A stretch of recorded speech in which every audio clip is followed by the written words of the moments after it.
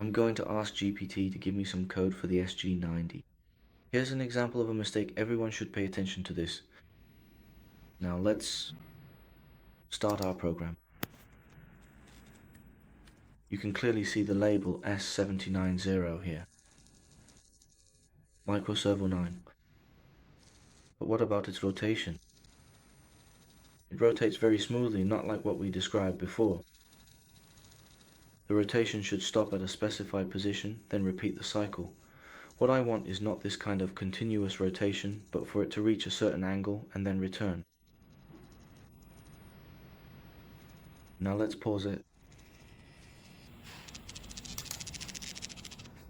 Take a close look, there are two here.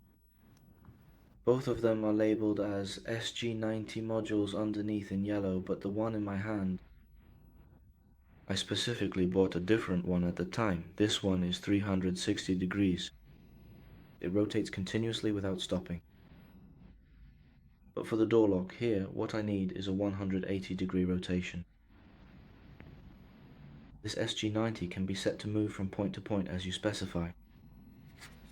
For example, you can have the shaft turn to 90 degrees and then return to 0, or to 70 degrees and then back to 0. This way it can achieve 180 degrees. But this 360 degree SG90 can't do that. Next, I'll ask ChatGPT to give me another demonstration code. Now I've switched to a 180 degree SG90 servo, making it rotate 70 degrees at first, then return to its original position. Wait 5 seconds for it to return. Next, let's run the code.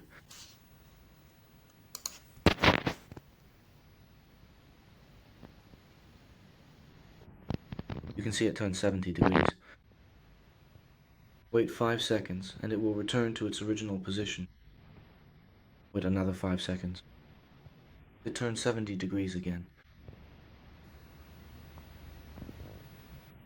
And then it returned again.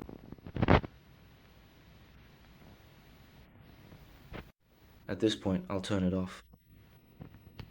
In other words, we only need to execute it once.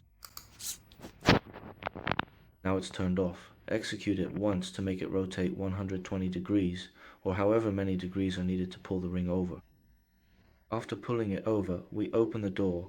After opening the door, just wait, say, 12 or 23 seconds, and then let it return to its original position.